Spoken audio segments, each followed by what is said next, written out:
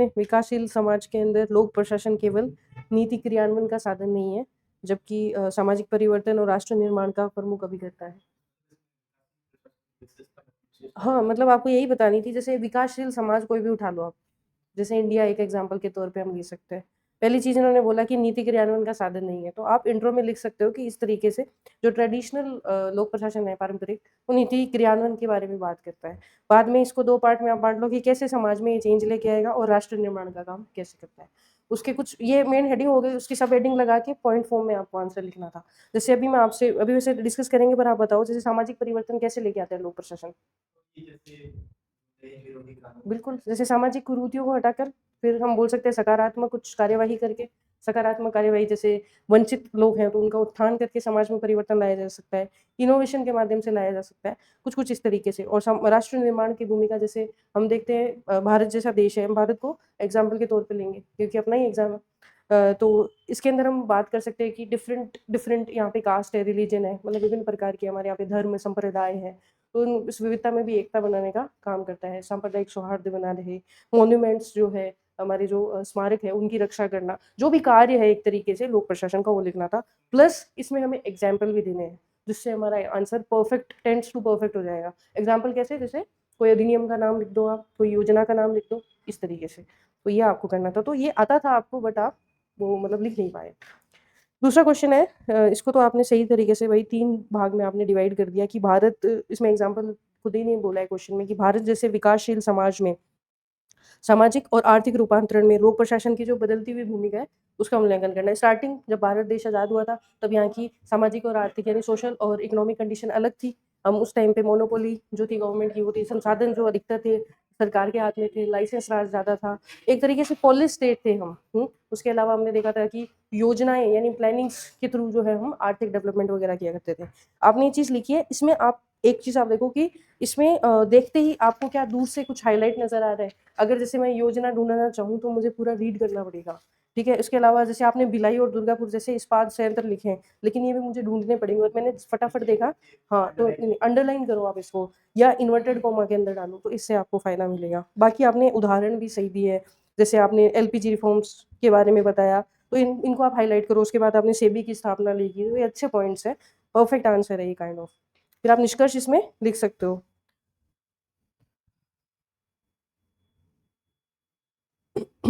ठीक है, ये भी सही है, इसको आप पूरा लिखो। जैसे अगर आपके पास पॉइंट्स कम हैं तो आप इसको थोड़ा खुला-खुला लिखो। जनरली जब हम अंतर लिखते हैं किसी चीज़ में तो टेबल फॉर्म में ही लिखना है, जो आपने फॉलो किया है, बस उसको आप पूरा करो, लास्ट में कोई निष्कर्ष दे दो। अब मैं बता दूँगी आपको एक मॉडल निष्कर्ष मैं लिख के लेके आई हूँ।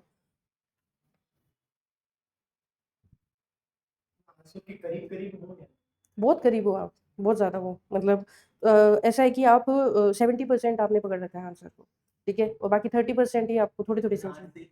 अच्छा, ऐसा अच्छा। हाँ, ये चीज़ है कि मतलब सिविल सर्विस एग्ज़ाम बहुत लंबा होता है, प्री, मेंस इंटरव्यू, तो कंटिन्यूटी चाहिए होती है। जैसे मेरे को तो था कि कोई बैठा रहे, बताए लगातार, और बने रहें हम उस एग्ज़ाम में।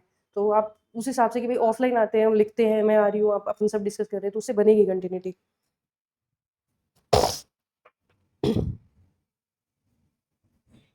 अब ये जैसे आपने सही लिखा है, इसमें हम एग्ज़ाम्पल और ऐड करेंगे। जैसे इसमें पूछा है एनपीए के 4 प्रमुख लक्ष्य हैं। कौन से लक्ष्य हैं? न्यू पब्लिक एडमिनिस्ट्रेशन के, नवलोक प्रशासन के। हुँ, हाँ। समता, हाँ, सोशल इक्वालिटी। तो इसको आपने एक्सप्लेन कर दिया, फिर आप इसमें एग्जाम्पल भी लिखो कि किस तरीके से लेके आओगे। जैसे सोशल इक्वालिटी के अंदर आप लिख सकते हो कि वैसे पारंपरिक प्रशासन तो एक तरीके से रूढ़िवादिता को फॉलो करता है, बट अगर हम बात करेंगे समता की, तो हम यहाँ पे वंचितों को या मार्जिनलाइज्ड जो लोग हैं, हाँ, ईडब्ल्यूएस हो गया, एस सी, उनके लिए विशिष्ट जो है वो करेंगे। वैसे आप एग्जाम्पल दे सकते हो, जगह भी थी अपने पास।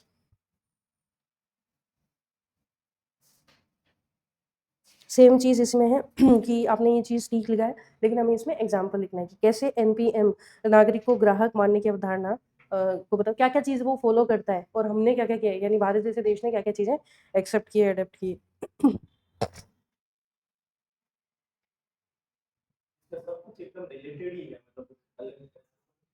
हाँ, वहाँ पे भी अपने को यही लगेगा, जैसे एकदम से आपने अगर दिया था ये वाला अटेम्प्ट।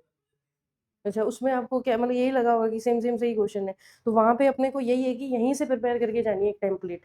टॉपिक हमारे सामने सिलेबस के, प्रिपेयर हमें पहले से करना है कि ये टेम्पलेट्स होगी, ये मेरी वोकैब होगी, वो भी फिक्स रखनी है अपने को, यही शब्द हम वहाँ यूज़ करने वाले हैं। तो उससे क्या है, फास्ट हम लिखेंगे और वहाँ पे हेजिटेशन नहीं होगी, देखते हैं हम पहचान जाएंगे कि क्वेश्चन की मांग क्या है और उसके अनुरूप हम जो है उसके आंसर्स करेंगे। ये सही है। जैसे ये 5 मार्क्स के क्वेश्चन है, इसमें आप थोड़ा सा ऐसे बेटर कर सकते हो, पॉइंट फॉर्म में आप लिख दो और अगेन अंडरलाइन करो इंपॉर्टेंट। जैसे आपने यहाँ पे ग्राम पंचायत ली, आपको ऐसे एंजाइटी रहती होगी ये डेढ़ लाइन है तो फिर आधी लाइन छूट गई, कुछ नहीं फर्क पड़ता। आप देखो ना टॉपर्स की कॉपीज देखो, आप आपको खुद पता चलेगा कि सेम चीज लिखी है उन्होंने, लेकिन थोड़ा सा रिप्रेजेंटेशन अच्छा है तो दे गॉट बेटर मार्क्स, उनको ज्यादा अच्छे मार्क्स मिले। बस आप स्ट्रक्चर पे ध्यान दो और मतलब जो आप रिप्रेजेंट करते हो अपने आंसर को उस पर, बाकी आपको समझ है प्रश्न की कि कैसे उसको तोड़ना है, क्या चीज़ लिखनी है, अपना नहीं पढ़ा पढ़ के आना है, क्योंकि अपने फायदा ही इसका तब मिलेगा जब हमने पढ़ के आएंगे। आप छोटे छोटे टुकड़ों में पढ़ लो भाई, चलो पूरा नहीं पढ़ा तो वैसे तो ज़्यादा था ही नहीं है। अगर हम बात करें तो नोट्स भी दो दो दो छः छः पेज के होंगे मुश्किल से इसके नोट्स, और अगर बुक से आप जिसको फॉलो कर रहे थे पहले, हाँ तो उसको आप फॉलो करो, वो याद है ना आपको, समझ में आ गए ना वो आपको। हाँ तो उसी की तो हम प्रैक्टिस कर रहे हैं, देखो चीजें तो वही रहेगी, टॉपिक सेम है, सिलेबस जो चेंज हुआ है वो अपने ऐड कर लेंगे, वो आप कहीं से हाँ वो भी कर सकते हो आप, बट नई चीज अगर आप लोगे कोई भी, अगर आप उठाई पहले, उसमें आप कंफ्यूज ज्यादा होगे, वो दिक्कत है। आपको लगेगा कि जो आपने पहले जो नॉलेज गेन किया वो कहीं गलत तो नहीं, जबकि वो नहीं है। कोई भी कोचिंग के नोट्स गलत वो क्यों बनाएंगे। हाँ अब उसमें वैल्यू एडिशन कर सकते हो, जैसे किसी की से आप चीजें उठा सकते हो, एग्जाम्पल्स आप ले सकते हो। बाकी एनपीए सभी में एक ही आपको मिलेगा, उसके उसकी पृष्ठभूमि में सब में एक ही मिलेगी कि वही फिलाडेल्फिया सम्मेलन, हनी रिपोर्ट, मिनो रिपोर्ट, वोल्डो का योगदान, ये सब चीजें वो सेम होएगी कि अमेरिका से स्टार्ट हुआ, ये तो किसी में भी अलग नहीं होगा। हमें आना चाहिए वो, एनी टाइम जब भी पूछूं आपको आंसर आना चाहिए। ठीक है, तो अब अपने डिस्कस करते हैं।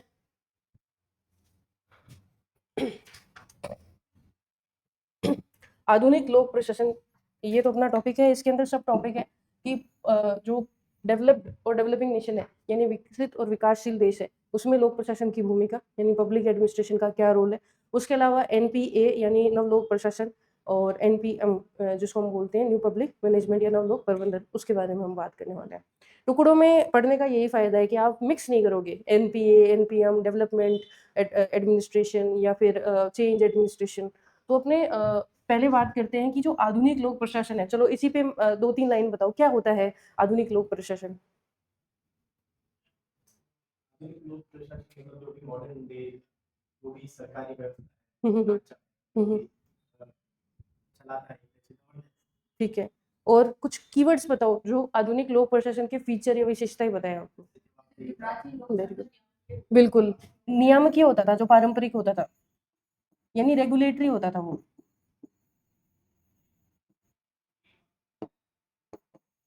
रेगुलेट करता था वो पूरी तरीके से, एक तरीके से रोइंग रोइंग करते हैं अपन, पूरा जितने भी पावर से कंट्रोल अपने हाथ में रखता था पूरा पारंपरिक प्रशासन। अभी का जो लोक प्रशासन है उसने कुछ चीजें अडेप्ट की, जैसे एनपीएम को उसने अडेप्ट किया, न्यू पब्लिक मैनेजमेंट। ऐसे आप इंटरकनेक्ट करना, क्योंकि ये एक साथ दिए हुए हैं सारे टॉपिक, आपके सिलेबस में ये चीजें एक साथ दी हुई है, आपने देखी। डायरेक्टिंग है वो, बहुत लिमिटेड रेगुलेशन रखता है भाई। लोग एक तरीके से हम बात करें तो आप पहले के टाइम पे देखोगे तो हर चीज का आपको लाइसेंस चाहिए था, और वो लाइसेंस मिलना बहुत मुश्किल होता था। आपने आंसर लिखा है ना 1947 के बाद, तो क्या वैसी परिस्थितियां हैं। आज हम डिस्कस करते हैं कि ब्यूरोक्रेसी पहले जैसी नहीं रही, उतनी पावरफुल नहीं रही। क्यों बोलते हैं हम, ट्रांसपेरेंसी आ गई उसके अंदर, जवाबदेहिता आ गई, उसके अलावा उत्तरदायित्व की भावना ज्यादा बढ़ गई, हम लिमिटेड रेगुलेशन पे आ गए। अभी अभी करंट में अपनों ने देखा था कि लेबर कोड आए हैं, न्यू लेबर कोड, उसको इजी किया गया है अब। हाँ लेबर लॉज को क्यों किया गया है, क्योंकि धीरे धीरे हम क्या कर रहे हैं, रेगुलेशन को कम कर रहे हैं ताकि ईज ऑफ डूइंग बिजनेस हो सके।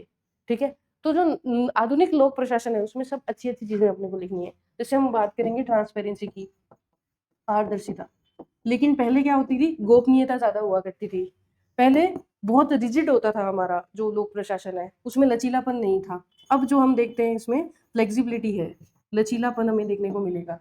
फिर उसके बाद में हम बात करेंगे कि रेगुलेशन की हमने बात की कि अब लिमिटेड रेगुलेशन है या डायरेक्टिंग का काम, पहले रोइंग का काम करती थी, अब स्टीयरिंग का काम करती है। रोइंग और स्टीयरिंग का मतलब पता है, रोइंग मतलब जैसे एक तरीके से पूरे ही कंट्रोल अपने हाथ में, स्टीयरिंग में सिर्फ हम डायरेक्शन देंगे, बाकी चीजें बाजार के आधार पे चलेगी। हाँ आप क्या बोल रहे थे।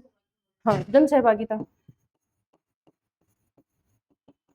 जन सहभागिता बहुत बढ़ रही है, सिटीजन सेंट्रिक हो रहा है, यानी कि नागरिक जो है वो केंद्र है पूरे प्रशासन का, और हम एक तरीके से क्या सेवा प्रदाता के तौर पे उभर के आ रहे हैं। पहले क्या मानते थे, लोगों को हम लाभार्थी मानते थे। तो ऐसी जो चीजें हैं वो आधुनिक लोक प्रशासन में हम इस चीज को रखते हैं। ठीक है, तो ये हल्की सी उन्होंने बात की आधुनिक लोक प्रशासन। अब हम थोड़ा सा डिस्कस करेंगे कि विकसित यानी जो डेवलप्ड नेशन है उसके अंदर जो लोक प्रशासन है वो कैसा, उसका नेचर कैसा है, डेवलप्ड नेशन में कैसा है, आप एक एक करके बताओ कैसा है। एक तो स्पेशलिस्ट जो है वो पॉलिसी फॉर्मेशन में काम करते हैं, यानी पॉलिसी फॉर्मेशन यानी नीति निर्माण, इसमें कौन होंगे, स्पेशलिस्ट यानी विशेषज्ञ। नीति निर्माण में हमें कौन देखने को मिलेंगे, विशेषज्ञ। अगर मैं कंपेयर करूं विकासशील देश से तो हमें कौन मिलेगा, सामान्य लोग मिलेंगे। और इसके फीचर्स बताओ, उसके अपोजिट वाला वो हो जाएगा, बिल्कुल यहाँ पे तकनीक टेक्नोलॉजी ज्यादा यूज होगी, नवाचार देखने को मिलेगा अपने को। उसके अलावा जन सहभागिता में बहुत ज्यादा, यानी पब्लिक पार्टिसिपेशन, पारदर्शिता, फ्लेक्सिबिलिटी, प्रोफेशनलिज्म देखने को मिलेगा इसके अलावा। तो ये सारे फीचर्स अपने को याद करने की विकसित यानी डेवलप नेशन के कीवर्ड्स क्या है, लोक प्रशासन वहाँ पे किस तरीके से काम करता है।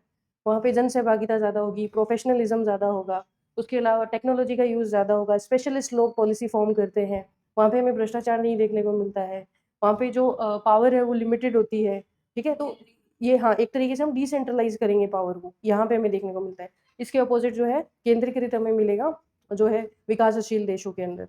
ठीक है, अब थोड़ा सा डिस्कस कर लेते हैं डेवलपिंग नेशन के बारे में। डेवलपिंग नेशन में एक तो औपनिवेशिक विरासत है, यानी एक तरीके से जो हमारे कॉलोनियल लिगेसी है। ठीक है, भ्रष्टाचार हमें ज्यादा देखने को मिलेगा, करप्शन, लाल फीताशाही देखने को मिलेगी, रेड टेपिज्म, सामान्य है वो पॉलिसी फॉर्म करेंगे, जन सहभागिता अपेक्षाकृत कम होगी, रिजिड होगा प्रशासन, पारदर्शिता भी कंपैरेटिवली कम होगी।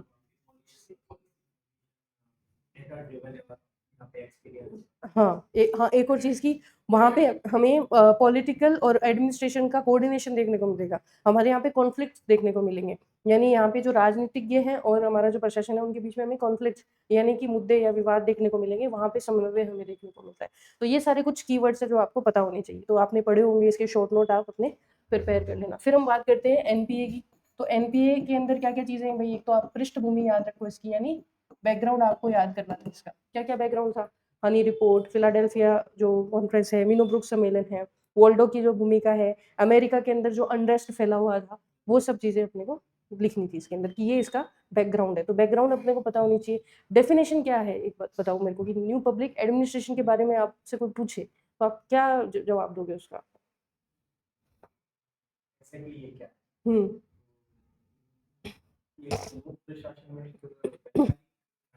ठीक है। हम्म इसके नए ऑब्जेक्टिव हमने सेट किए थे, इसके अंदर क्या लक्ष्य है, इसमें क्या ऑब्जेक्टिव सेट किए गए थे, 4 है, रिलेवेंस या सिग्निफिकेंस या प्रासंगिकता बोल दीजिए, वैल्यू यानी मूल्य बोल दीजिए, सोशल इक्वालिटी यानी सामाजिक समता, और उसके अलावा चेंज यानी बदलाव। तो इन सब के बारे में ये बात करता है कि पारंपरिक प्रशासन है वो क्या बोलता था कि पॉलिटिकल और पब्लिक एडमिनिस्ट्रेशन डिक्नोटोमी यानी दोनों अलग अलग है, तो ये इसको रिजेक्ट करता है कि दोनों अलग नहीं है, ये दोनों सेम है। डेमोक्रेटाइजेशन 4D आपने पढ़ा होगा ना, इसमें 4D पे बल देता है, डेमोक्रेटाइजेशन, डी ब्यूरोक्रेटाइजेशन, डेलीगेशन, डिसेंट्रल। तो इसको आप छोटा छोटा एक्सप्लेन करो। ठीक है, एक ये चीज ध्यान रखना कि ये विकसित देशों की एक मतलब यूएसए से निकली है, तो विकसित देशों में ज्यादा ये रिलेवेंट है, प्रासंगिक है। तो इसकी थोड़ी सी आलोचना भी इसमें आ जाएगा कि विकसित के लिए, आलोचना यानी क्रिटिसिज्म भी हम करेंगे कि विकसित के लिए जो है ज्यादा सही है, विकासशील देशों में नहीं। दूसरी आलोचना हम ये कर सकते हैं कि डी ब्यूरोक्रेटाइजेशन की बात कर रहे हैं और फिर डिपेंडेंसी भी दिखा रहे हैं कि ब्यूरोक्रेसी सारी चेंज को लेके आए, रिलेवेंस लेके आए, ये सब।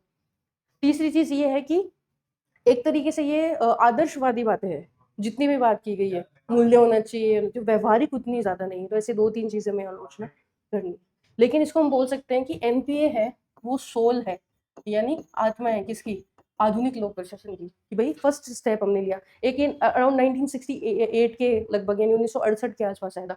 तो ये आपके एक मैंने फॉर्मेट दिया है कि आप शॉर्ट नोट प्रिपेयर करो, चीजें यही है। फिर एक चीज जो आपको लिखनी है इसमें, एग्जाम्पल्स, उदाहरण। जैसे हम बात करेंगे रिलेवेंस की, प्रासंगिकता की, आप सब लिख दोगे प्रासंगिकता में, उसमें उदाहरण लिखे हैं आपने? उदाहरण क्या लिखोगे कि कैसे प्रासंगिकता होनी चाहिए? हम्म, हाँ, एक तरीके आरटीआई पे हम बात कर सकते हैं। फिर हम डिस्कस कर सकते हैं कि जैसे बाढ़, कोविड जैसी सिचुएशन आए तो क्विक रिस्पॉन्स होना चाहिए। हम ये नहीं देखें कि रूल्स रेगुलेशन, पद सोपान ये सब फॉलो नहीं करें, हम सीधा उसमें एक्ट करें, ठीक है। फिर वैल्यू, तो हम बात करते हैं, पारंपरिक प्रशासन बोलते हैं वैल्यू न्यूट्रल होना चाहिए, कि इसके अंदर जो है मूल्य होने ही नहीं चाहिए, एक तरीके से ऑब्जेक्टिविटी को फॉलो कर। लेकिन बिना मूल्य के आप संवेदनशील कैसे बनोगे प्रशासन के? तो आपके अंदर सत्यनिष्ठा भी होनी चाहिए, करुणा भी होनी चाहिए, तो ये सारी हम नैतिकता भी होनी चाहिए प्रशासन में। फिर हम सोशल चेंज की मैं ऑलरेडी डिस्कस कर चुकी हूँ कि सोशल जो इक्वालिटी है, कि जो मार्जिनलाइज लोग हैं, जो हाशिए पे जो लोग हैं, जैसे इंडिया की बात करें तो महिला, SC ST बुजुर्ग लोग हैं, दिव्यांग है, उनके लिए हमें थोड़ी एक्स्ट्रा एम्पैथी रखनी पड़ेगी, और उनके लिए हमें विशिष्ट कार्य और प्रावधान करना पड़ेगा, ताकि हम उनका उत्थान कर सके, उनको अपलिफ्ट कर सके, डिप्राइव्ड सेक्शंस को। और उसके बाद में था चेंज, तो चेंज बहुत जरूरी है। यथास्थिति जो स्टेटस को है उसको अपोज करते हैं। समाज में चेंज मतलब प्रशासन का जो एक तरीके से हम बात करते हैं, आप जाओगे भी ना, जब आप जॉब करने जाओगे, तब आप इस चीज को फील भी करोगे कि अधिकतर जो डिसीजंस हैं या पॉलिसी फॉर्मेशन है या फिर फाइल आपकी नोटिंग वगैरह चलती है, तो ज्यादातर क्या किया जाता है कि पिछले में क्या हुआ था वही बता दो हमें, या फिर कोई पुराना केस हुआ होगा तो उसमें क्या किया गया था। तो एक तरीके से इसको स्टेटस को या यथास्थिति बोलते हैं, तो उसमें बदलाव हमें लेके आना पड़ेगा।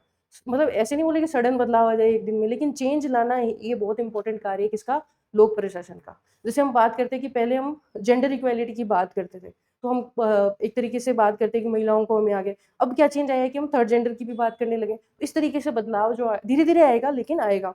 हम इसमें ये भी बात कर सकते हैं कि हम बात करते थे स्वच्छता की, ठीक है, लेकिन हम अंदर से बदलाव, मतलब एक तरह से लोगों के अंदर से हम बदलाव लेके आए, हमने लोगों की जो हैबिट्स थी वही चेंज कर दी स्वच्छ भारत मिशन के थ्रू। तो ये एग्जाम्पल्स आपको यहाँ पे नोट करने। हाँ, वही नवाचार आप लेके आओ, वो लेके आ सकते हो इस तरीके से। तो ये सारी चीजें आपको इसमें लिखनी है। फिर देन कंक्लूजन, फिर हम एनपीएम की बात करते हैं। सेम चीज एनपीएम में आपको लिखनी है कि भाई वर्ड जो है क्रिस्टोफर हुड ने फर्स्ट टाइम दिया था। फिर इसके इंपॉर्टेंट फीचर्स आप लिखो, क्या क्या फीचर्स होते हैं इसके। हाँ, एक तो हाँ, जैसे target oriented, result oriented, customer oriented, ये सारे फीचर्स जो ओसबॉर्न ने अपने को बताए थे, वो 10 फीचर्स। फिर ये 3E पे सबसे ज्यादा फोकस करें, ठीक है। ये मेन चीज है कि इफेक्टिवनेस होनी चाहिए, एफिशिएंसी होनी चाहिए, और एक और था इकोनॉमी। हाँ, इन 3 चीजों पे ये बल देता है। ये चीज अपने को ध्यान रखनी है। इसकी डेफिनेशन बताइए आप मेरे को।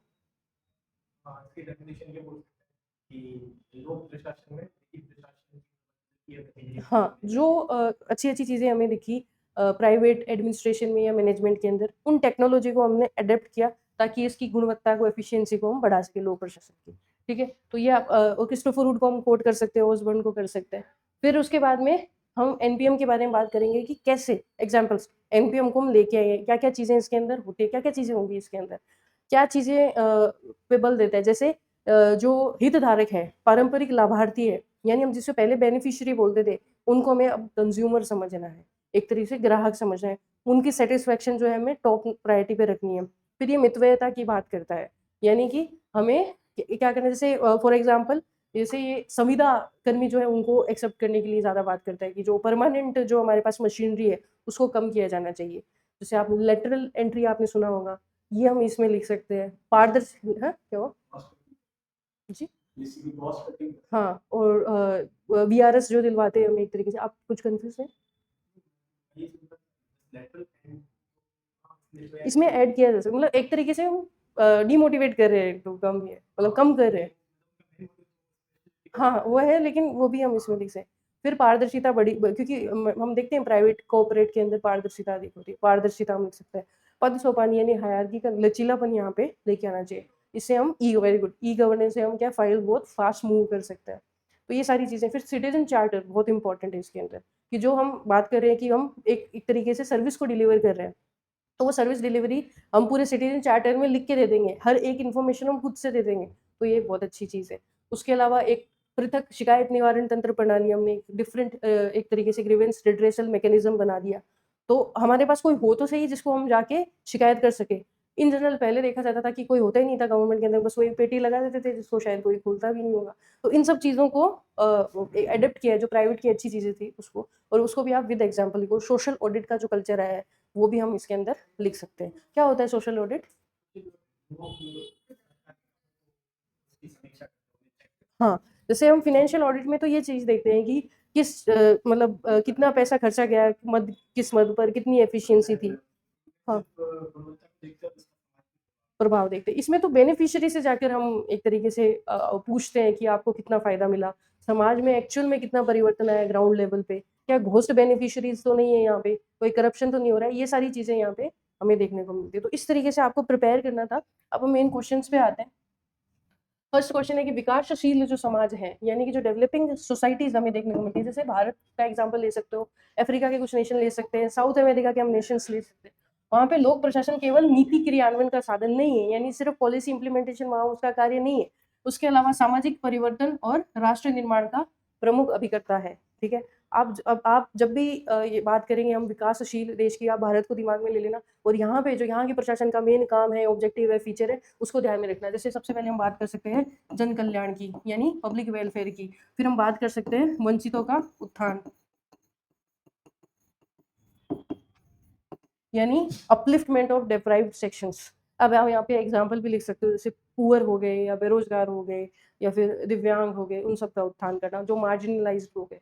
उसके अलावा और क्या क्या चीज़ें होंगी इसके अंदर, कैसे सोशल चेंज आएगा, हमने डिस्कस किया भी है। सोशल चेंज कैसे आएगा? सामाजिक बदलाव, कि सामाजिक कुरीतियों को आप हटाइए, सामाजिक कुरीतियों को हटाना, उसके लिए डिफरेंट योजना वगैरह, अधिनियम वगैरह लेके आना।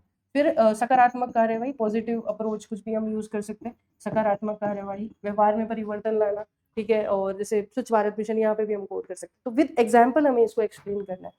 फिर हमारे के राष्ट्र निर्माण के अंदर, नेशन बिल्डिंग के अंदर कैसे काम करेगा ये राष्ट्र निर्माण में, तो इसके अंदर हम डिफरेंट डिफरेंट यूज कर सकते हैं। आर्थिक चीजें यूज कर सकते हैं, आधार। देखिए डेवलप्ड नेशन जो होते हैं वहाँ पे तो प्राइवेट प्लेयर्स हैं, उनका काम होता है डेवलपमेंट करना और ये सब, लेकिन यहाँ पे तो गवर्नमेंट को ही शिक्षा का ध्यान रखना होगा, स्वास्थ्य का ध्यान रखना होगा, आधारभूत संरचना यानी इंफ्रास्ट्रक्चर बनाना होगा। तो हेल्थ हेल्थ सेक्टर को डेवलप करना, एजुकेशन को डेवलप करना, उसके अलावा इंफ्रा, ठीक है, यानी आधारभूत संरचना जो है उसको बनाना। ये सारी चीजें आपको लिखनी थी, और इसमें फिर एग्जाम्पल भी ऐड करने थे कि इंडिया में ये चीजें हो चुकी है, कोई योजना, कोई मिशन, कुछ भी आप लिख सकते हैं। अब हम आते हैं अपने मॉडल आंसर पे।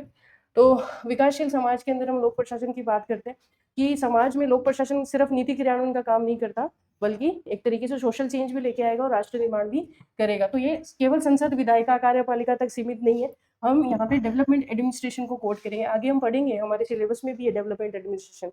उसका काम ही है कि डेवलपमेंट एक्टिविटीज करना डिफरेंट डिफरेंट सेक्टर के अंदर, सामाजिक, आर्थिक, राजनीतिक, जितने भी कल्चरल डेवलपमेंट होते हैं वो सारे सभी के लिए कार्य करना। और हाँ, बोल सकते हो आप, वैसे तो वो सुशासन के अंदर आएगा और एक तरह से लोकल सेल्फ गवर्नमेंट में आएगा, डिसेंट्रलाइजेशन का सबसे महत्वपूर्ण एग्जाम्पल है, बट आप लिख सकते हो डेवलपमेंट एडमिनिस्ट्रेशन, और उसके अंदर जैसे जो एक्टिविटीज हो रही है उनको आप ज्यादा लिखो।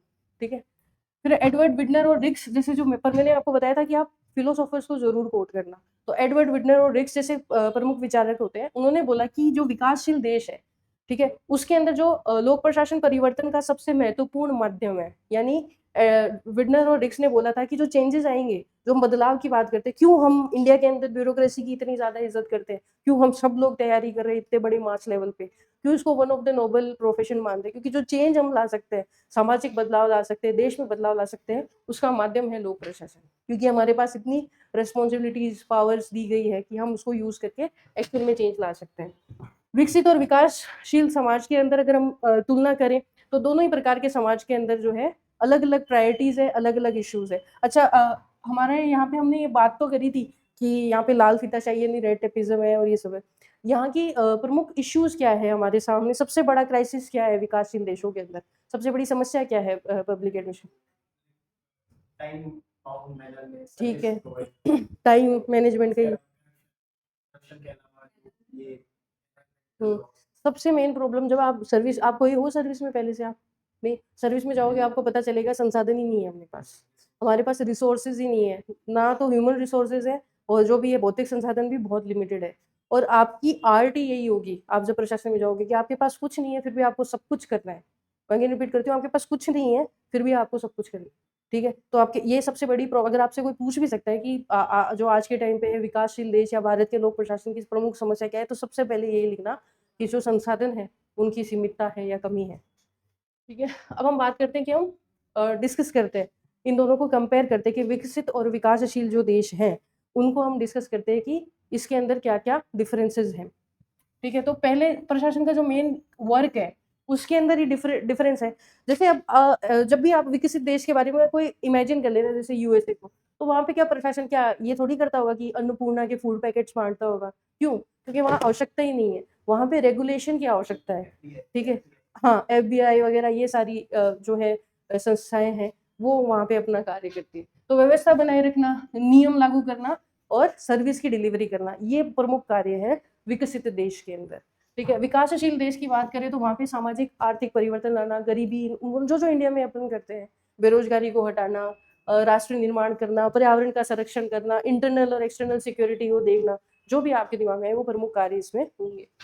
दूसरा है प्रशासकीय प्रकृति, यानी नेचर क्या है। डेवलप्ड नेशन के अंदर न्यूट्रल हमें देखने को मिलती है, प्रोफेशनल पब्लिक एडमिनिस्ट्रेशन जो हमने डिस्कस किया था स्टार्टिंग में, और स्पेशलाइजेशन यहाँ पे हमें जो पॉलिसी फॉर्मेशन है वो विशेषज्ञों के द्वारा की जाती है। इधर हम देखें तो प्रतिबद्ध, कमिटेड टू वैल्यूज, वैल्यूज बहुत ज्यादा यहाँ यूज होती है, सत्यनिष्ठा होनी चाहिए, करुणा होनी चाहिए, और परिवर्तनोन्मुख ज्यादा है।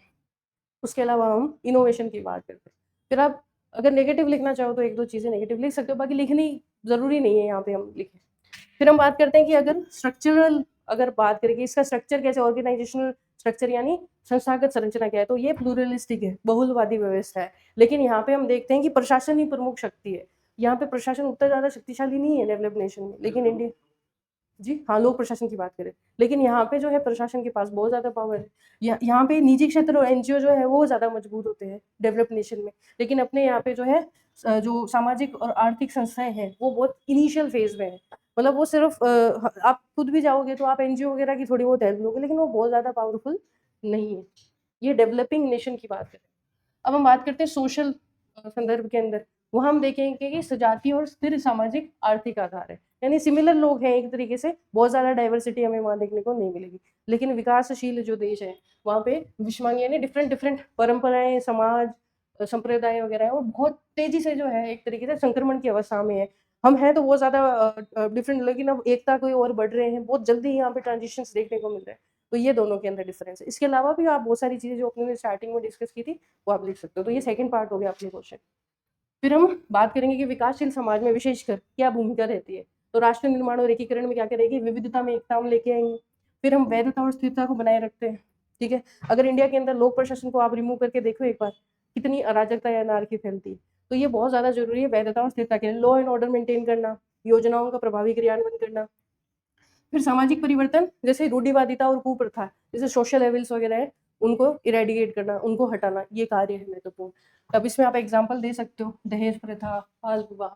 फिर संसाधनों का पुनर्वितरण, जैसे हम बात करते हैं कि एक्यूमुलेशन हो सकता है वेल्थ का अगर लोक प्रशासन नहीं हो तो, लेकिन हमने इस तरीके से हमारा जो वित्तीय प्रशासन है उसको बनाया हुआ है, इस तरीके से हमारे टैक्स फ्लोज वगैरह है कि ये एक जगह बहुत ज्यादा एक्यूमुलेशन हो नहीं पाता। हालांकि प्रैक्टिकल वे में हम देखें तो होता है, लेकिन हमारा जो लोक प्रशासन है वो की ओर हमेशा प्रयासरत रहता है। जैसे हमने लैंड रिफॉर्म्स लेके आए थे, फिर हम सकारात्मक रिजर्वेशन पॉलिसीज लेके आए, आरक्षण को लेके आए। तो ये सारी चीजें जो है समावेशिता, इंक्लूसिवनेस जो लेके आए।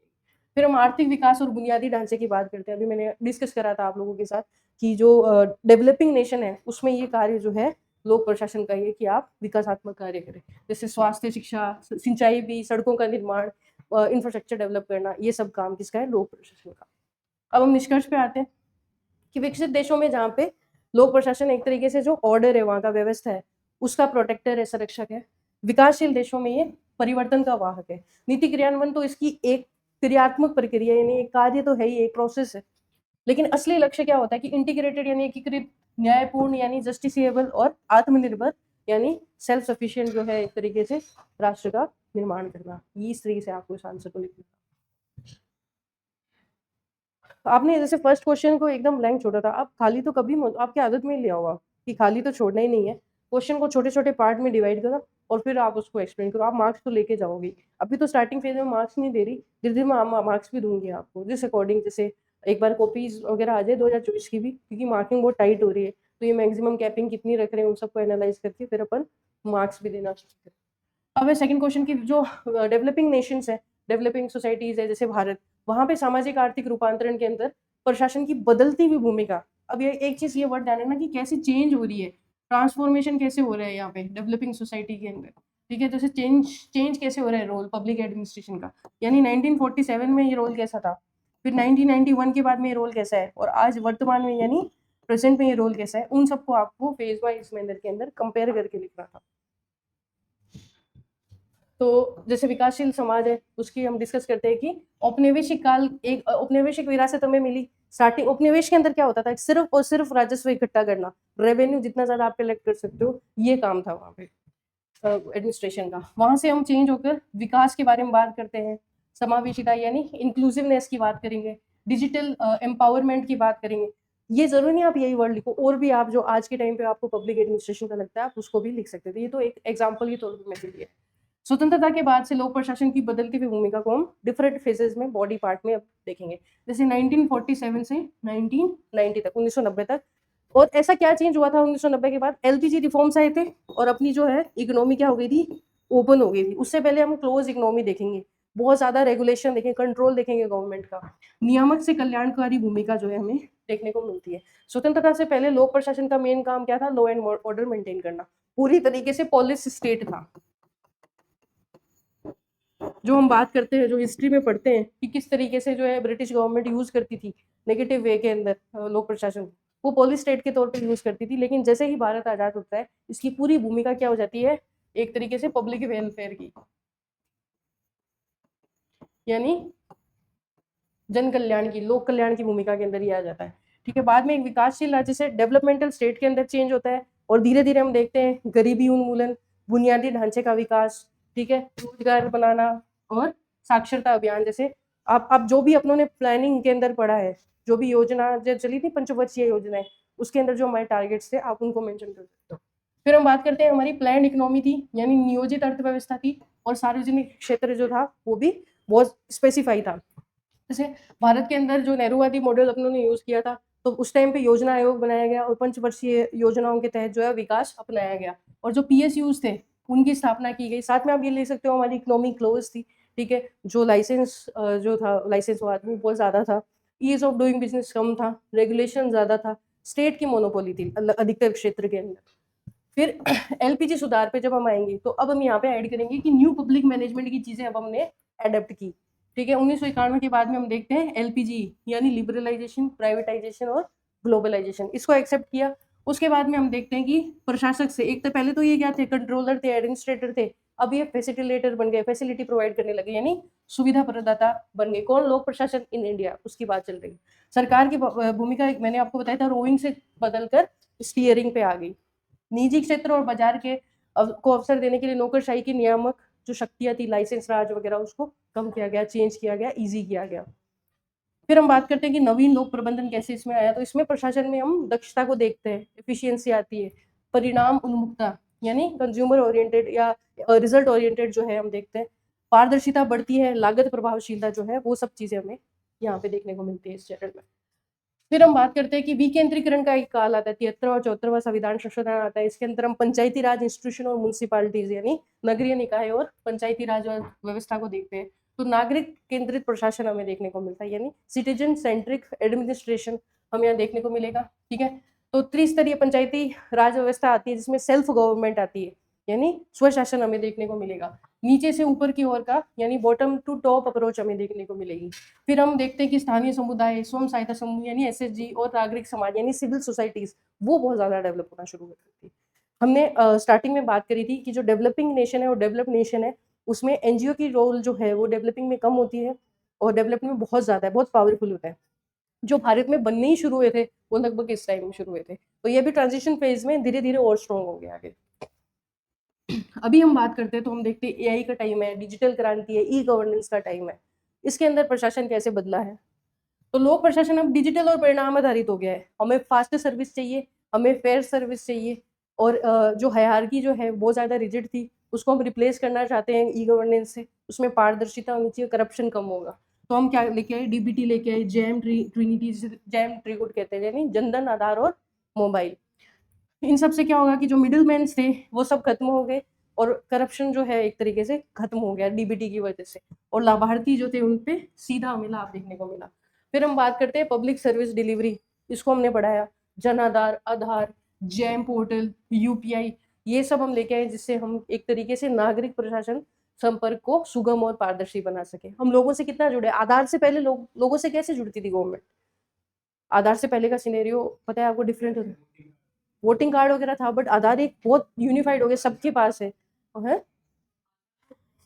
हाँ, बच्चों की तो वोटर आईडी नहीं हो सकती थी, ये भी है। तो आधार एक अच्छा रिफॉर्म मानते हैं इसके अंदर। फिर हम बात करते हैं आकांक्षी जिला कार्यक्रम, क्या है बताओ आप लोग, आकांक्षी जिला एस्पिरेशनल ब्लॉक प्रोग्राम। हाँ हाँ, उनको आइडेंटिफाई करें, मतलब इतना प्रोएक्टिव रोल गवर्नमेंट निभा रही है कि जो पिछड़े हैं, उनको आइडेंटिफाई किए, उनके केपीआईज डिसाइड किया। क्या होते हैं केपीआई, के की परफॉर्मिंग इंडिकेटर्स, इसको हिंदी में भी कुछ बोलते हैं, संकेतक बोलते हैं, मैं एक बार देख के बता दूंगी आपको। वैसे केपीआईज के नाम से ही फेमस है ये सारा। एक डैशबोर्ड बनाया है हमने, उस डैशबोर्ड से सभी के सभी लोग कनेक्ट है, वहाँ के पूरा administration, permanent executive, temporary executive यानी मंत्री लोग, वहाँ का जो हायर जो ब्यूरोक्रेसी है, और इनिशियल जो जिला कलेक्टर वगैरह है, वो सभी इससे जुड़े हुए हैं, और वो सारी परफॉर्मेंसेस को देख सकते हैं। तो इससे क्या है, डेटा ओरिएंटेड जो है पॉलिसी फॉर्मेशन हो रही है, कि हमने डेटा कलेक्ट किया और फिर हम नीति निर्माण कर रहे हैं, और उसको हम पिछड़े क्षेत्रों की तीव्र रूपांतरण पे ध्यान रख रहे हैं, और इसको बार बार मॉनिटरिंग भी की जाती है इसके अंदर, हम एक तरीके से बार बार इसे क्रॉस चेक भी करते हैं। अब इसमें चुनौतियां, बदलती भूमिका के बावजूद यहाँ पे कुछ चुनौतियां हमें देखने को मिलती हैं, इनको आप अलग से ही याद कर लेना। जैसे लाल फीताशाही और यथास्थितिवाद, मैंने आपको बताया था, रेड टेपिज्म, फाइल को एक तरीके से रोकना। दूसरा है यथास्थितिवाद, यानी स्टेटस को, जो चीज़ जैसे है वैसे चेंज नहीं करनी, ठीक है। इससे क्या हो जाएगा कि बहुत ज़्यादा जटिल और धीमी हो जाएगी प्रक्रिया। फिर हम क्षमता निर्माण की, यानी कैपेसिटी बिल्डिंग की बहुत ज़्यादा कमी है यहाँ पे, तो तेजी से जो बदल रही है तकनीक संचालित होगी, उस जी उसके अंदर निचले स्तर के जो कर्मचारी हैं उनका प्रशिक्षण अपर्याप्त है। आप जब जाओगे सर्विस में तो आप देखोगे कि आपके लिए तो टाइम टू टाइम ट्रेनिंग्स वगैरह आ रही है, आप वैसे भी अभी युवा है, नई चीज़ों से जुड़े हुए, लेकिन जो पुराने कर्मचारी है वो ढंग से कंप्यूटर चलाना नहीं जानते, उन्हें जैसे नहीं, जैसे हमारी डिपार्टमेंट में ई नाम जो मंडियों में होता है, ई नैम सुना है आपने, ठीक है, इलेक्ट्रॉनिक मार्केट प्लेस, तो ई नैम जो है उसको एक्सेप्ट ही नहीं कर पा रहे, लोगों को आता ही नहीं उतना चलाना, जो स्टेक होल्डर्स हैं उनको भी नहीं पता, डिजिटल लिटरेसी ही उतनी नहीं है लोगों के अंदर। तो वो सारी जो चीज़ें आपको देखने को मिलेंगी। फिर हम बात करते हैं असंतुलित विकास है, जैसे हम कंपेयर करेंगे गांव का और शहर का विकास में बहुत ज़्यादा डिस्पैरिटी, बहुत ज़्यादा अंतर है। जवाबदेही का अभाव, जो हम योजनाएं बना रहे हैं वो सिटीजन ओरिएंटेड बना रहे हैं, लेकिन उसके बावजूद भी हर जगह जो हमें पारदर्शिता जो है नहीं मिलती, वहाँ पे बहुत जगह हमें लैक ऑफ ट्रांसपेरेंसी भी देखने को मिलती है। अब निष्कर्ष पे हम आते हैं, तो सारी चीज़ों को आप क्लब करके और फिर लास्ट में लिखो कि विकासशील जो समाज है उसमें खाली नीति क्रियान्वयन का काम नहीं करता, सामाजिक परिवर्तन और आर्थिक समानता लाने का भी एक कैटलिस्ट यानी उत्प्रेरक के तौर पे काम करेगा। जो हम बात करते हैं मिनिमम गवर्नमेंट मैक्सिमम गवर्नेंस, ये कुछ पंच लाइन्स है जो अभी की गवर्नमेंट यूज कर रही है और आपको यूज करनी है एग्जाम में, कि न्यूनतम सरकार और अधिकतम शासन, आप चाहो तो उसको इंग्लिश में ही लिखो, कोई दिक्कत नहीं है। इस दृष्टिकोण को पूरी तरह से लागू करने के लिए हमें बहुत सारे एडमिनिस्ट्रेटिव रिफॉर्म्स यानी प्रशासनिक सुधार, कैपेसिटी बिल्डिंग, और जो नैतिक मूल्य यानी एथिकल वैल्यूज है उनको और ज़्यादा स्ट्रॉन्ग करना होगा।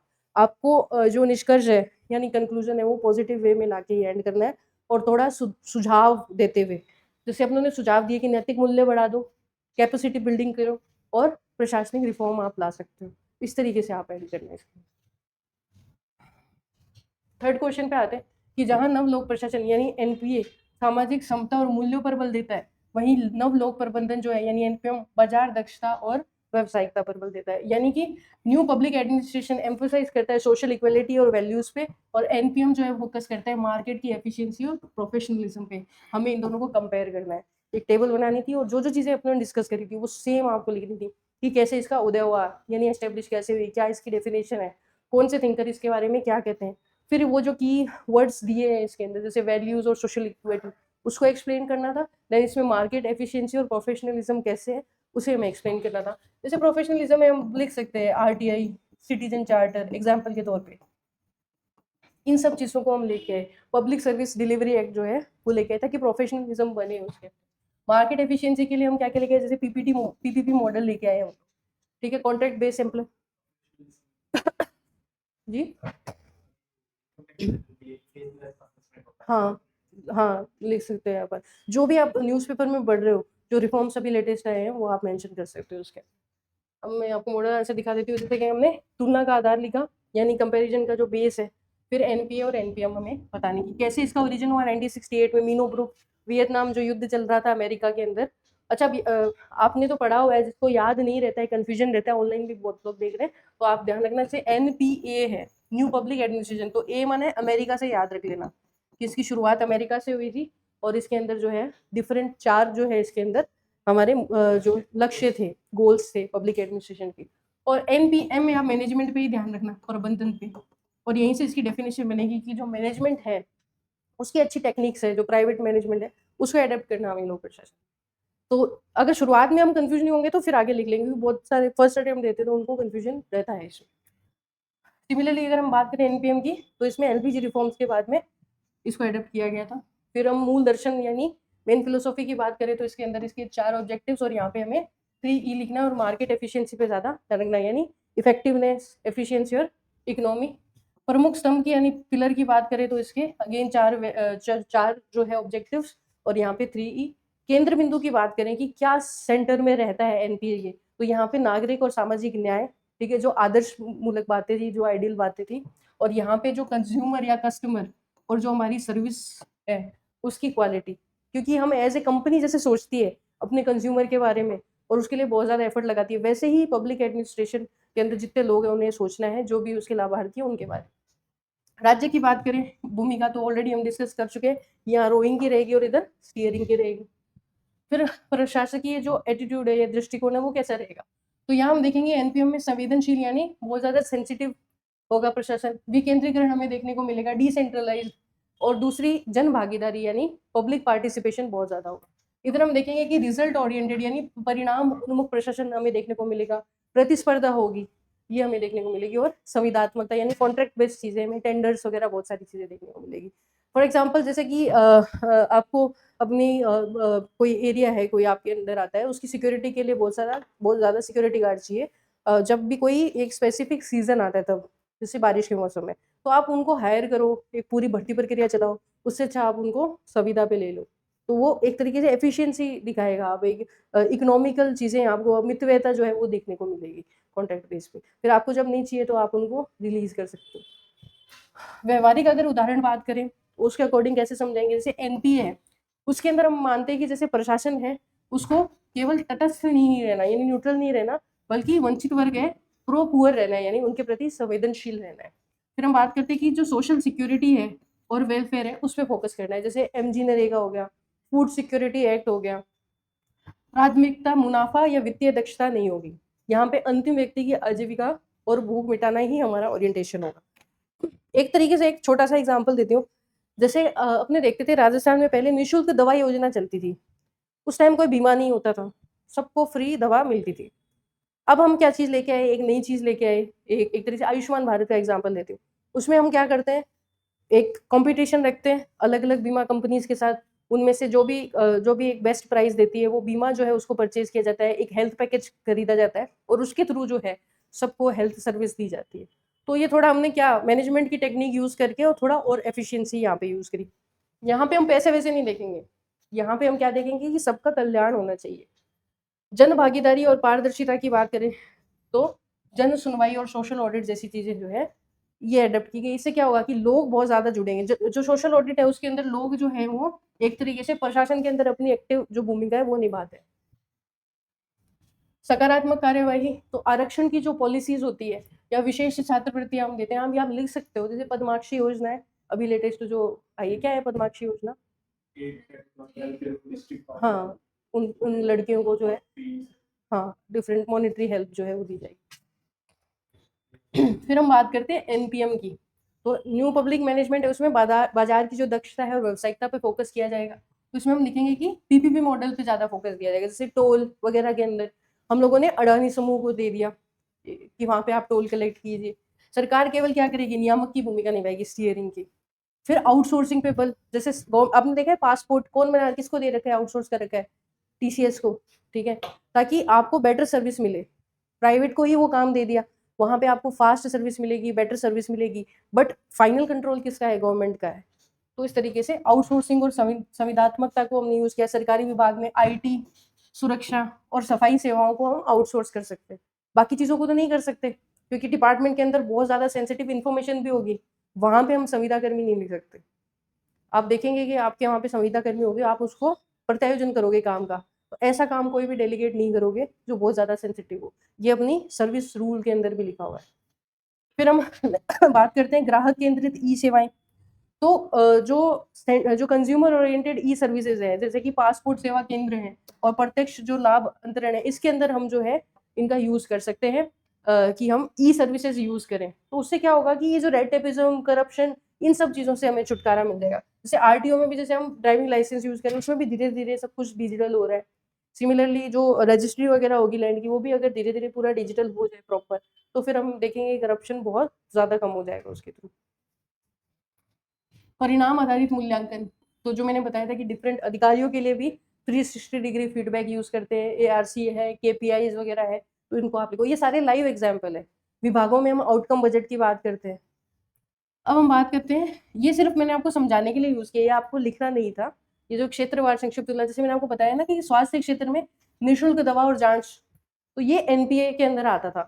फिर हमने आयुष्मान भारत स्कीम लाए, बीमा मॉडल लेके आए, ये एनपीएम का एग्जाम्पल, कि हमने सोचा कि चलो हम देनी तो है ही हमें सर्विस, कैसे कम से कम पैसे में हम दे सके, अधिक से अधिक फायदा, वो उसमें आएगा। परिवहन क्षेत्र की बात करें तो जैसे ट्रेन है या फिर अपनी राज्य परिवहन की जो बसें हैं, वो बहुत लॉस के अंदर चलती है, फिर भी हम चूंकि लोगों तक हमें पहुंचाना है, दूर गाँव तक, और ज्यादा से ज्यादा बेनिफिट हो लोगों को, तो हम ये नहीं सोचते कितने पैसे लग रहे हैं। लेकिन जैसे मेट्रो है या फिर प्राइवेट कैब एग्रीगेटर्स है, वो कॉम्पिटिटिव प्राइसिंग, डायनेमिक प्राइसिंग, उस पर काम करते हैं और प्रॉफिट पूरा प्रॉपर देखते हैं। तो ये एग्जाम्पल हो गया एक तरीके से एनपीएम का, तो ये डिफरेंस हो गया।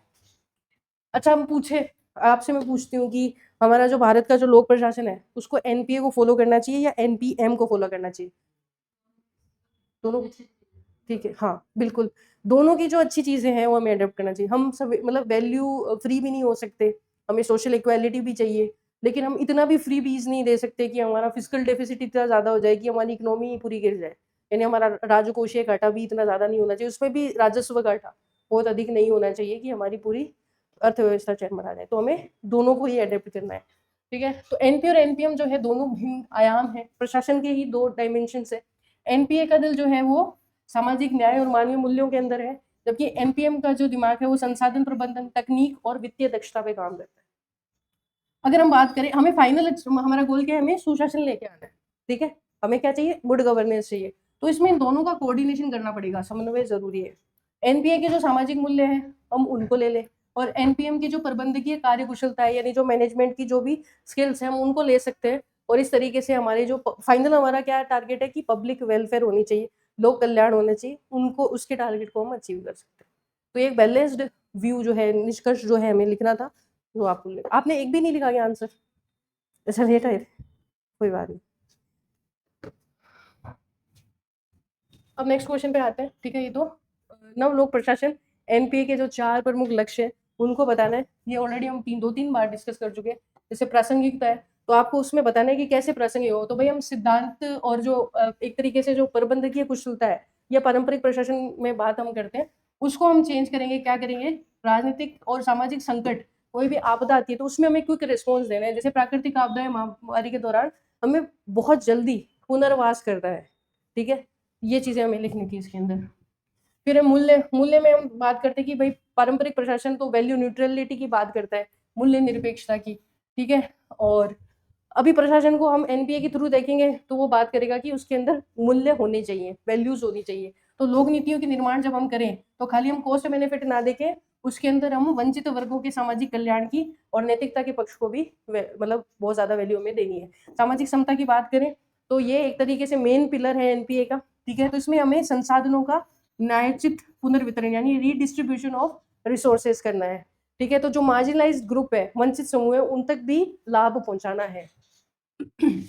जैसे कि लक्षित सार्वजनिक वितरण प्रणाली, पीडीएस जिसको हम बोलते हैं, और अब जो एक तरीके से ये सकारात्मक कार्यवाही में आती है, मतलब सकारात्मक कार्यवाही जैसे हमने रिजर्वेशन दे दिया और ये। फिर हम बात करते हैं अगर चेंज की, तो अगेन जो स्टेटस को सिचुएशन है उसको ये नकारता है। स्टेटस को सिचुएशन जो है पारंपरिक नौकरशाही का एक फीचर है, इसमें संरचनात्मक कठोरता होती है, उसकी जगह हमें लचीलापन, संस्थागत नवाचार, इन सबको एडॉप्ट करना है। तो जैसे लोक केंद्रित शासन के लिए हमें लाल फीताशाही को समाप्त करके जो विभागीय जो प्रक्रियाएं हैं उनको वापस रिफॉर्म उसके अंदर लेके आना, ये सब चीजें आएंगी। नेक्स्ट क्वेश्चन, एनपीएम के अंदर जो नागरिक को ग्राहक मानते हैं, इस अवधारणा से हमारा क्या मतलब है कि कैसे हम किस आधार पे हमें कंज्यूमर मानना है उन्हें। तो जो एनपीएम है उसके अंदर हमें सशक्त उपभोक्ता के तौर पे नागरिक को देखना है। इससे क्या होगा कि हम इसे पैसिव बेनिफिशियरी यानी केवल लाभार्थी नहीं मानेंगे, इसको ग्राहक के तौर पे हमें पुनर्भाषित करेंगे।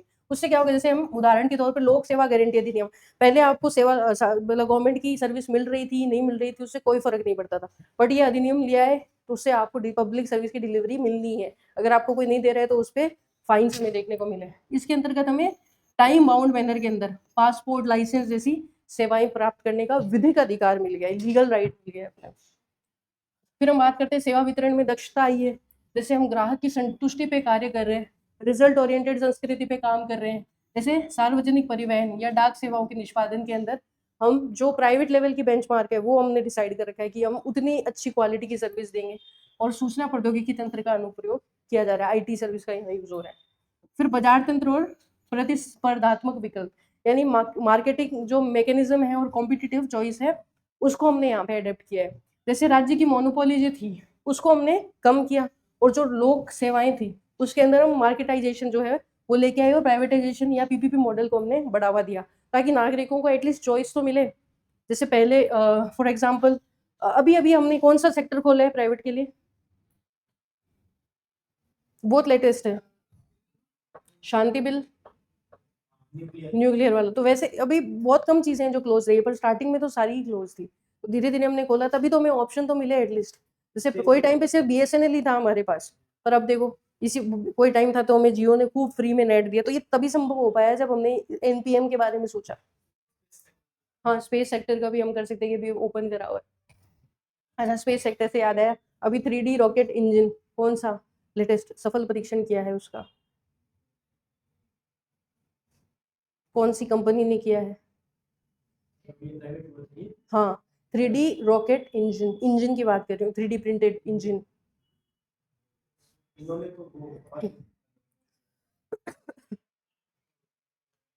इंजन का नाम भी पता और कंपनी का नाम भी, प्राइवेट कंपनी, हाँ इंडिया की ही बात कर। हाँ, कौन सी है?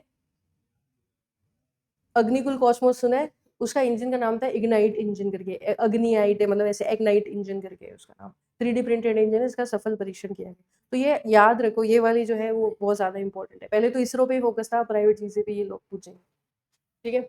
अब वापस आते हैं अपने कि परिणाम आधारित जवाबदेही यानी परफॉर्मेंस बेस्ड अकाउंटेबिलिटी पे हम आते हैं कि जो प्रशासनिक उत्तरदायित्व है उसको केवल प्रक्रिया वाले जो नियम जो है, हमारी जो प्रोसेस है, ये रूल्स है, ये रेगुलेशन है, जो प्रोसीजरल कंप्लाइंस बोलते हैं, उस तक हमें सीमित नहीं रखना है कि भाई ये ऐसा होना चाहिए वैसा नहीं। हमें ये होना चाहिए कि जो आउटकम है उसमें तो एटलीस्ट जो हम चाह रहे हैं वो तो हुआ, जो नागरिक है उसकी संतुष्टि है या नहीं। जैसे रोड बनी है तो ये प्रक्रिया से कंप्लीट हुई है, वो फाइनल रोड कैसी बनी है वो हम देखें। तो जैसे नागरिक अधिकार पत्र ये लेके आए, और उसके अलावा हम जो डेडिकेटेड एकीकृत शिकायत तंत्र प्रणाली, ग्रीवेंस मैकेनिज्म सिस्टम जो है इंटीग्रेटेड, ये हमने बनाया, जिससे हमें पता चले कि पारदर्शिता है या नहीं, प्रॉपर सेवा जो वितरण है वो किया जा रहा है। तो ये हमें लिखना था कि क्या क्या चीजें हमने उसमें एडेप्ट की।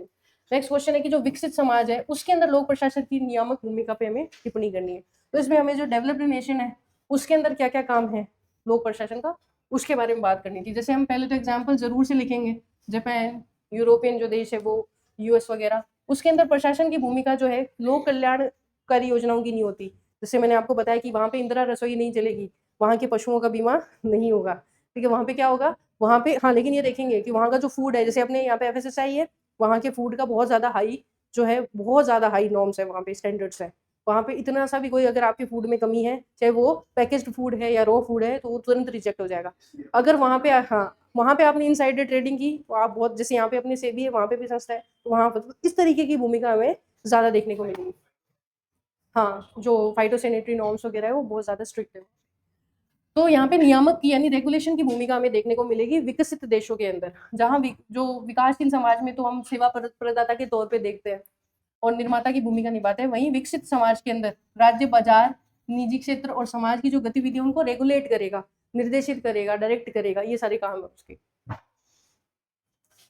सबसे पहला है कि बाजार के अंदर प्रतिस्पर्धा बनी रहे और मोनोपोली ना हो किसी चीज की।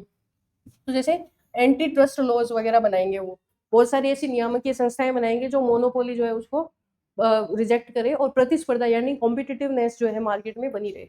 फिर हम देखेंगे कि खाली डेवलपमेंट ही कर रही है प्राइवेट कंपनीज, पर्यावरण को डिस्ट्रॉय करके तो नहीं कर रही। तो पर्यावरण का ध्यान कौन रखेगा? वो डेवलप्ड नेशन की जो लोक प्रशासन है उनका काम है कि जो पर्यावरण है वो सेफ रहे। और सतत विकास का भी नियम है, जैसे कार्बन उत्सर्जन, जो वेस्ट है, हैजार्डियस वेस्ट वगैरह, उनका मैनेजमेंट यानी जो अपशिष्ट प्रबंधन है वो, प्राकृतिक संसाधनों का दोहन, इन पे बहुत ज्यादा स्ट्रिक्ट मानक जो है वो लेके आएंगे। जैसे एनवायरमेंट प्रोटेक्शन एजेंसी वहाँ की जो भी होती है, जैसे अमेरिकन एनवायरमेंट प्रोटेक्शन एजेंसी है, तो वो रूल्स बनाएगी और उस पर नियामकीय कार्य करेगी। फिर हम बात करते हैं वित्तीय और बैंकिंग नियंत्रण। जैसे मान लो वहाँ के बैंक ना गिर जाए, जैसे लेमन ब्रदर गिर गया था, वहाँ पे बहुत ज्यादा एनपीए नॉन परफॉर्मिंग एसेट ना क्रिएट हो जाए। अगर वहाँ पे हम बात करते हैं कैपिटल मार्केट की यानी कि सिक्योरिटी मार्केट की, तो वहाँ पे कोई इनसाइडर ट्रेडिंग ना करे या फिर बहुत ज्यादा फ्लक्चुएशंस वहाँ नहीं आए, तो उसके लिए वहाँ पे नियामकीय संस्थाएं बनती है, जैसे अमेरिका के अंदर सैक और यूके का एफसीए। फिर हम बात करते हैं कि उपभोक्ता सुरक्षा होनी चाहिए और सामाजिक सार्वजनिक जो स्वास्थ्य है वो मेंटेन होना चाहिए। जैसे यूएस में एफडीए है और उपभोक्ता वस्तुओं की गुणवत्ता वगैरह उनके मानकों को बनाए रखने के लिए वहाँ पे संस्थाएं हमें देखने को मिलती है। फिर ये बहुत इंपॉर्टेंट है भाई, डिजिटल और डेटा सुरक्षा तो सभी देशों का बहुत बड़ा कंसर्न है। तो वहाँ पे जैसे जीडीपीआर हमें देखने को मिलता है यूरोप का, वहाँ पे डेटा गोपनीयता जो होते हैं, डेटा जो सिक्रेसी है, उसको रिलेटेड बहुत सारे नियम, अधिनियम और संस्थाएं बनी है। तो एक तरीके से इस तरीके से जो है डेवलप्ड नेशन है इन चीजों को, लोक प्रशासन को यूज करते हैं इन चीजों के अंदर। तो विकसित समाज में कम सरकार यानी वही मिनिमम गवर्नमेंट और मैक्सिमम गवर्नेंस पे ही वो काम करते हैं। यहाँ पे प्रशासन स्वयं आर्थिक गतिविधियों में सीधे भाग नहीं लेता, एक निष्पक्ष रेफरी के तौर पे काम करता है। बस उन्हें ध्यान रखना है कि कोई गलत नहीं हो रही, ठीक है, यहाँ पे कामधेनु योजना नहीं बनेगी। नेक्स्ट क्वेश्चन है अपना कि प्रशासनिक सुधार की अगर हम बात करें तो यहाँ पे सोशल ऑडिट जो है उसका महत्व बताना है। तो आप सबसे पहले तो परिभाषा लिखो सोशल ऑडिट की क्या होती है। तो ये एक सहभागी मूल्यांकन यानी कि एक तरीके से आप इसके अंदर असेसमेंट करते हो मिलकर, कम्युनिटी असेसमेंट प्रोग्राम टाइप में है, जिसमें प्रशासनिक योजना या कोई भी कार्यक्रम है, कोई सरकारी पॉलिसी है, उसका ग्राउंड लेवल पर जो परीक्षण है वो किया जाता है और किसी और संस्था के द्वारा नहीं किया जाएगा। जो उसके लाभार्थी है यानी बेनिफिशियरीज है वो खुद उसके बारे में जो है असेसमेंट करेंगे, बल्कि उन्हीं नागरिकों और लाभार्थियों द्वारा किया जाता है जिसके लिए वो योजना बनाई गई है। और ये जरूर याद रखना कि भारत में जो मजदूर किसान शक्ति संगठन था यानी एमकेएसएस, उस आंदोलन के बाद में एमजी नरेगा के माध्यम से इसे ऐसे प्रशासनिक ढांचे में लेके आए थे। एक सेकंड, अब हम बात करते हैं कि जो एडमिनिस्ट्रेटिव रिफॉर्म्स है यानी प्रशासनिक सुधार है, वहां पे इसका महत्व क्या है, क्या क्या महत्व होगा। सबसे पहले पारदर्शिता बढ़ेगी और भ्रष्टाचार का नियंत्रण होगा। जैसे जो भी पोस्ट बेनिफिशियरी है, फर्जी खाते बन रहे हैं, उन सबको हम रोक देंगे। दूसरा ये टॉप टू बॉटम नहीं होके बॉटम से अप अप्रोच है एक तरीके से, ठीक है, बॉटम टू अप अप्रोच है, जिससे हम ग्राउंड लेवल पे जो चीजें हो रही है उसको हम देख पाएंगे। फिर इसमें अकाउंटेबिलिटी बहुत ज्यादा बढ़ जाती है, क्योंकि एक तो आप नीचे डायरेक्ट जो आप तुरंत इमीडिएट ऑफिसर से आप डायरेक्ट उनसे क्वेश्चन कर सकते हो इसके थ्रू, और वो जो नागरिक है वो सशक्त होंगे और सुशासन बढ़ेगा, क्योंकि नागरिक को पता होगा कि हमारे यहाँ ये योजना है और ये आउटकम होना चाहिए था, लेकिन सोशल ऑडिट में जब हमसे पूछा गया तो ये चीजें नहीं थी। तो ये सारा जो है महत्व है इसका सोशल ऑडिट का। फिर इसके माध्यम से हम पॉलिसी के अंदर रिफॉर्म्स ला सकते हैं, एक तरीके से एक फीडबैक मैकेनिज्म के तौर पे काम करेगा कि हमें फीडबैक मिल रहा है लोगों से कि इसके अंदर क्या और बदलाव किए जा सकते हैं। तो निष्कर्ष हम लिख सकते हैं कि जो प्रशासनिक सुधार होते हैं यानी एडमिनिस्ट्रेटिव रिफॉर्म्स है, उसके अंदर जो सोशल ऑडिट है लोकतंत्र को केवल वोट देने तक ही सीमित नहीं रखेगा, बल्कि प्रतिदिन की जो प्रशासनिक निगरानी उससे भी जोड़ता है। हम बात करते हैं कि जो प्रशासन है उसमें सबसे महत्वपूर्ण चीज है जिससे जो पूरा का पूरा जो हमारा ऑब्जेक्टिव है वो कंप्लीट होता है, वो है जन सहभागिता यानी पब्लिक पार्टिसिपेशन, वो सोशल ऑडिट है उससे कंप्लीट होती है। लास्ट क्वेश्चन है, ये ऑलरेडी मैं डिस्कस कर चुकी हूँ बहुत बार, इसको आप देख लेना कि नव लोक प्रशासन के अंदर लोक प्रशासन को राजनीतिक प्रशासन द्विविभाजन यानी पॉलिटिकल एडमिनिस्ट्रेशन डिक्नोटोमी के पारंपरिक ढर्रे से निकालकर सामाजिक प्रासंगिकता यानी सोशल जो रिलेवेंस है और चेंज का माध्यम बनाया गया है, इसकी समीक्षा कीजिए। इसमें बस आप लोग कहीं अगर गलती करोगे तो इसको एक्सप्लेन करते हुए आप एग्जाम्पल्स नहीं दोगे, योजनाओं के नाम नहीं लिखोगे, मिशन के नाम नहीं लिखोगे, उसको देख लेना। बाकी तो अपने इसको मल्टीपल टाइम डिस्कस कर चुके हैं। इंट्रो लिखिए एमपीए के बारे में, कैसे पारंपरिक जो प्रशासन है उसकी क्या कमियाँ थी जिसको हटाया गया, कमियाँ भी लिखो, उसको हटाकर इन दोनों के बारे में लिखो और विद एग्जाम्पल लिखो, देन निष्कर्ष। तो ये था, तो ये आज की क्लास है, ठीक है। कल हम नेक्स्ट टॉपिक करेंगे और आप बता देना मुझे कि पेपर 4 का भी जब आप इस पे सहज हो जाओ कुछ ऐड करना शुरू करेंगे, ताकि मैं आपको दूँ तो आप एटलीस्ट एक चीज़ डेली लिखो तो सही है आप, ठीक है। कोई भी रिटन पार्ट अपने उठा लेंगे उसको आप लिखना, ताकि डेली एक पेपर 4 का भी आप लिख लो। बाकी ये चीज़ तो डिस्कस करेंगे, पेपर 4 की आपको या तो की प्रोवाइड करवा दूंगी या जो भी आपको ठीक लगेगा वो कर देंगे, बट मेन चीज़ ये है कि आपको लिखना है। हाँ, जैसे फॉर एग्जांपल मैं बोलूँगी कि कल आपको पल्लवन लिखना है, तो आपको 2-3 पल्लवन पहले ही बता देंगे, उनको प्रिपेयर करके आना और उसमें एक क्वेश्चन मिल जाएगा, वो लिखना। टाइम थोड़ा एक्स्ट्रा दे देंगे। ठीक है, मिलते हैं अगली क्लास में। Thank you.